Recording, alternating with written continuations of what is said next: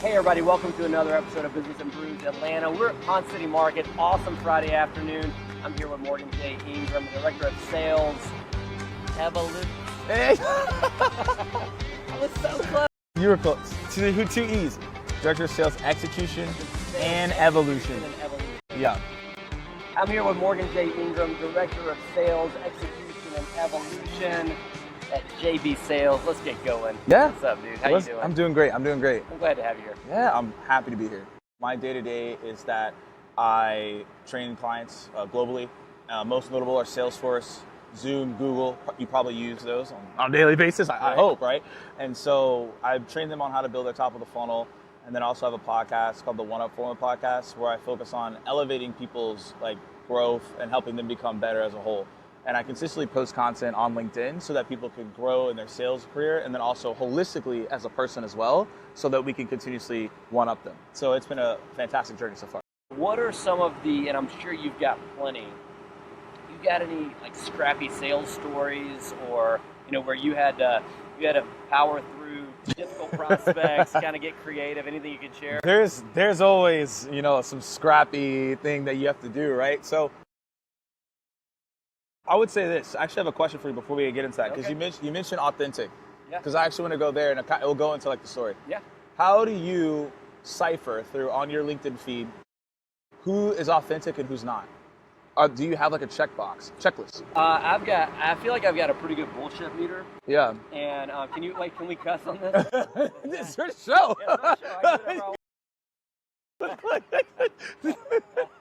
Can we shoot a PG-13 version as well? I feel like a lot of that is life experience. You know what I mean? It's like you've dealt with enough people that you can see, and you get to a point where you're like, man, it's not all butterflies and rainbows.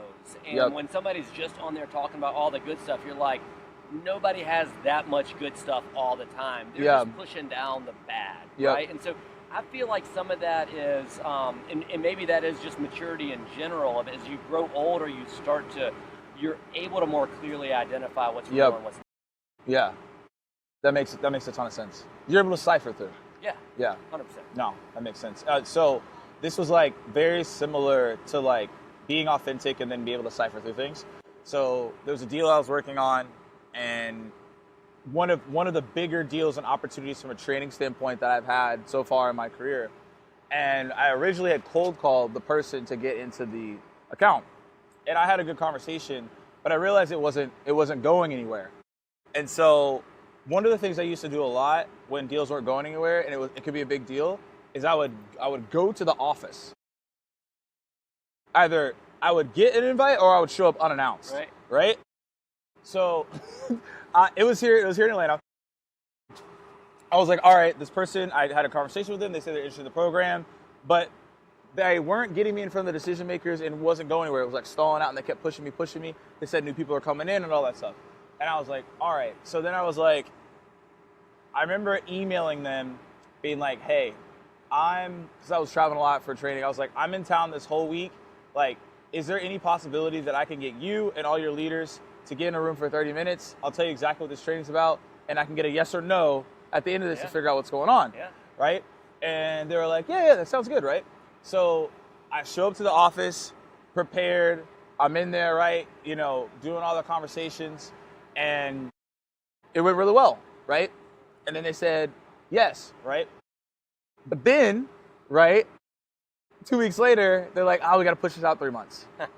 So then what I did is, this is what I think everyone should do when they get to this point, right? Because you got people pushing you out.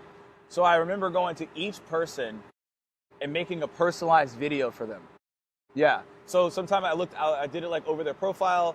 I did ones that were just like this. I actually got I actually hit up one of the reps. I had them send me swag, so then I could wear the swag in the videos, right? So they were like, well, who is this guy, right? So I sent them each individualized video based on stuff that they had talked about in the conversation.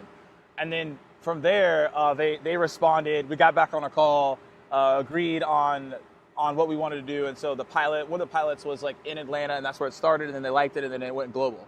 So that was one of the stories of just being scrappy, of sometimes you just got to take it to the next degree. because that's what people may be looking for, or there's a lot of things going on. So you have to be the person that stands out because there's so much noise. Right. So I was like, my theme's always been, how do you break through the noise? And those are just examples of what I did. Hey, tell us last thing, Business and Brews. Tell us what you. A hazy. It was just handed to me. They saw me and they're like, yo, Morgan, what up? And they gave me one. Yeah. And then I was like, you got to give me that one too. Yeah. I had to pay. Cheers, man. Cheers. Glad to have you here. Yeah, absolutely. All right, thanks everybody. Another Business and Brews Atlanta. We'll see you on the next one.